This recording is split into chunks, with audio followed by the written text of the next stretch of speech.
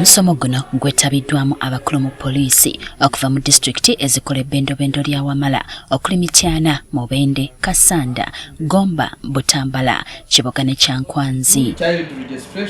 Era mubadde ba RDC, Badiso, ko ne Bagiso. One of the requirements is a birth certificate. Ensonga nnyingi ezoogeddwako eziremesa abantu okufuna ebiwandiiko nga kino kivudde ku bekikwatako okulemererwa okusomesa abantu n'okubabuulira ekituufu. There are people who apply without consulting.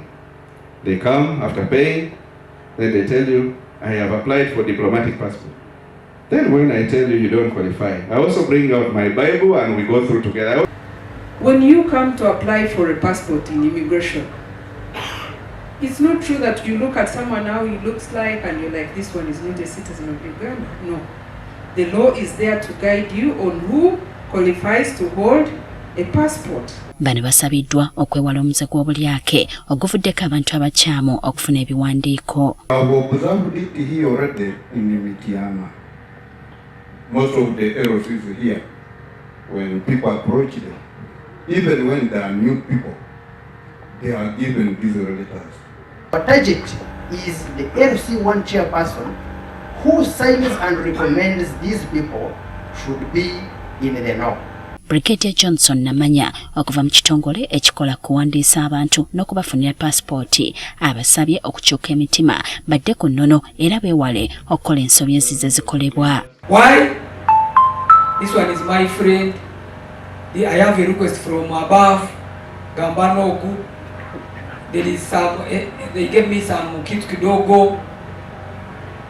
You are selling your country without knowing. N'emiwendo egy'okufuna endagamuntu empya ezaabula saako n'emitendera egy'okufuna mu paasipooti nabyo bisimbiddwako nnyo essira. We do change of particulars for a child which is at 20,000. It was initially free of charge. It has now been revised to 20,000 shillings. We have also change of information or what we have always known as change of particulars. It has shifted from 50,000 shillings to 200,000 shillings effective this financial year. Bo Ababanguddwa bategeezezza ng'omusomo guno bwe gugenda okubayamba ennyo okwongera ku bukugu bwe babadde balina. Emisomo gino yatandika dda ate njagala kigende paka ku magomba paka ku kyalo. Kamanye kuba ngenda kusaba passport oba njagala ndagamuntu. Nze ndyani nakamyali eti mu Uganda muno ndimu ngaani. Omukyalo oyo bw'oba omufunye batulaze nti olina okuyita mu mitendera emituufu ate ne batulaga n'ebiseera nti omuntu alina okuba nga omaze naye emyaka 5 nga wamuwasa mu bufumbo obutukuvu ate n'omuyisa mu mitendera emituufu n'omuwandiisa nga munnayuganda. Beerufu tulabe nga tuwandiika abannayuganda abatuufu ddala kubanga kyemmanyi tulina abantu bangi abavudde mu mawanga ag'ebweru olw'entalo ne bajja okufuna wano obuddamu.